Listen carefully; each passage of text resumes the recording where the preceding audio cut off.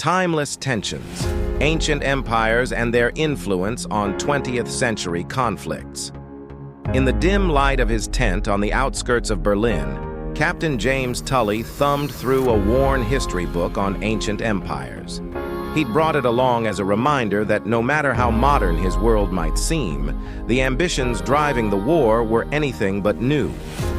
As a soldier in the British Army in 1945, Tully had witnessed the brutal campaigns of World War II, seeing the powerful stirrings of nationalism, imperial ambition, and ideological warfare that mirrored the struggles of empires long past. The history in his hands was almost surreal in its familiarity. The book traced the rise and fall of powers like Rome, Persia, and Carthage, empires that had once spanned vast territories, exerted influence, and crushed their enemies through sheer will. Tully felt the unmistakable echoes of these ancient forces within the conflicts he was fighting now. His experiences on the front lines made him feel like he was witnessing the return of ancient tensions, reborn in a new chaotic era. Chapter 1. Rome's Legacy and Fascist Italy. It was in North Africa, while fighting under scorching desert suns, that Tully had first felt the tangible connection to the ancient world. Italy, led by Mussolini, had launched its North African campaign with a vigor that reminded Tully of the Roman Empire's quest for Mediterranean dominance. Mussolini, inspired by the glory of Rome, spoke of building a new Roman Empire that would restore Italy's honor and expand its influence. The Italian campaign was laced with references to Caesar and the conquests of ancient legions. Mussolini's soldiers marched under symbols meant to evoke the power of Roman standards, and his speeches echoed the ambitions of emperors from centuries past. But the North African campaign, with its brutal terrain and grueling desert warfare, showed how difficult it was to live up to that legacy. Unlike the Romans, who had adapted to hostile territories and thrived, Mussolini's forces struggled against Allied forces who knew the desert's tricks and turns. Tully observed this with a strange sense of satisfaction. He knew that Mussolini's attempt to channel Rome was rooted in a deep-seated desire for historical validation, a bid to reclaim Italy's sense of grandeur. But he also saw that the romantic ideals of empire clashed bitterly with the harsh realities of modern warfare. The new Roman Empire was an illusion, a shadow of Rome that was outpaced by technology and strategy. Chapter 2. The Persian Empire and the Soviet Vision. After North Africa, Tully was stationed on the Eastern Front, fighting alongside Soviet forces as they pushed back the German advance. He felt the vastness of the Russian landscape, a sprawling, daunting expanse that reminded him of Persia, an empire defined by its sheer size, diversity, and resilience. The Soviets, with their grand vision of communism and unity, bore a striking resemblance to Persia's Achaemenid Empire, which had once ruled from the Indus Valley to the Aegean Sea. Just as Persia had united countless ethnic groups and cultures under one imperial banner, the Soviet Union brought together a mosaic of nationalities, languages, and traditions, all bound by a shared ideology.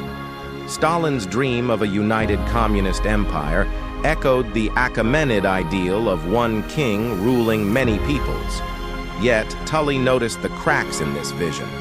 Ancient Persia had permitted cultural autonomy, allowing conquered peoples to keep their gods, languages, and customs. The Soviets, on the other hand, demanded ideological conformity, erasing differences to create a monolithic state. The Soviet soldiers Tully encountered were hardened, resolute, and loyal, yet he sensed the unspoken tensions among them. Ethnic Russians stood alongside Ukrainians, Georgians, and Central Asians, some unified, others reluctant allies. Stalin's empire was bound not by ancient tolerance but by force, surveillance, and fear, a stark departure from the more accommodating Persian Empire.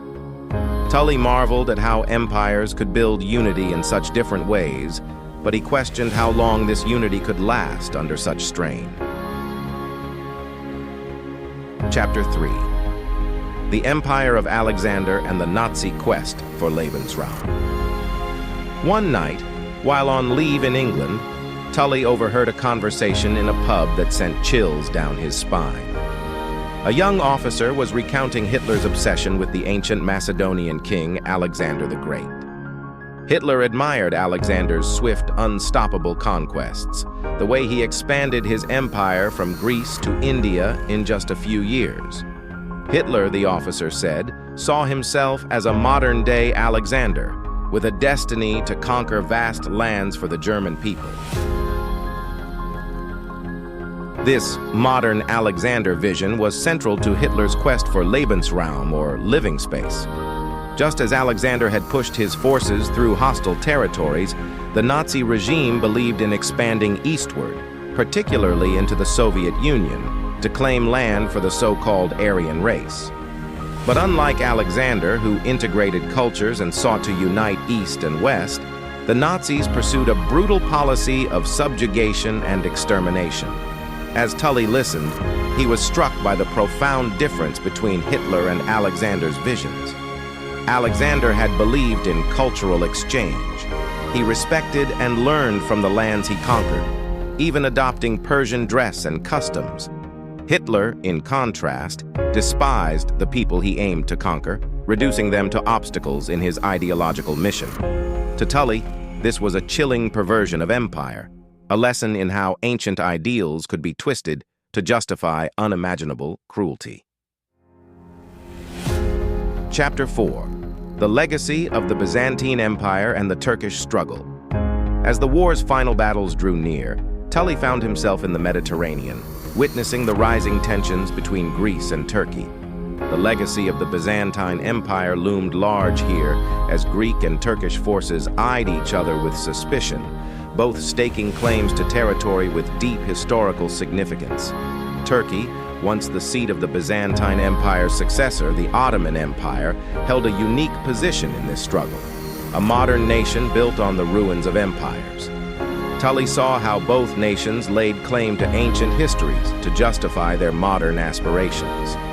Greece, once the cultural heart of the Byzantine Empire, sought to expand its influence, while Turkey, under Ataturk's reforms, was reinventing itself, severing ties with its Ottoman past but still influenced by its imperial legacy. The ghosts of Byzantium and the Ottomans haunted the region, where ancient borders, conflicts, and rivalries still cast long shadows. In this conflict, Tully realized that the wounds of empire never fully healed. Ancient rivalries simmered just beneath the surface, influencing national identities and fueling modern tensions. It was a reminder that in the Mediterranean, the line between past and present was razor thin. Chapter 5. Rome and America's Superpower Vision. By the time the war ended, Tully had seen enough to last a lifetime, but he noticed a new force emerging: the United States. In the aftermath of World War II, America began to establish itself as a superpower, projecting its influence across the world. The ambition reminded Tully of the Roman Empire, with its Pax Romana, the era of relative peace enforced by Roman dominance. The United States, with its vast resources, military might, and economic influence, was positioned to become a kind of modern Rome. But Tully wondered whether it could avoid the pitfalls that had led to Rome's downfall: overreach, internal division, and the gradual erosion of values. Would America's promise of peace and democracy truly hold, or would it falter under the weight of its own empire? Epilogue: timeless lessons and lingering shadows. As Tully returned home, he couldn't shake the feeling that he had witnessed not just a war, but a retelling of ancient stories. The ideologies and ambitions that fueled the 20th century's bloodiest conflicts were shadows of empires long gone, reborn in new forms, but driven by the same ancient desires for power, unity, and dominance. Sitting in his study, Tully penned his reflections. "We tell ourselves that we are modern, that our conflicts are new," he wrote. "But history tells a different story. The same forces that shaped Rome, Persia, and Macedon drive us still. The ancient empires live on in us, in our leaders' ambitions, our national borders, and the uneasy peace we call progress. As he closed his book, he wondered if humanity could ever break free from this cycle of empire, or if each new century would only bring new versions of the same old stories. The ancient empires, he realized, had left behind more than ruins. They had left a legacy of timeless tensions, etched into the human psyche, still echoing through the world he had fought to preserve. And perhaps, Tully mused, the greatest battle humanity would ever face was not for land or power, but for the courage to forge a future that was finally free of the past.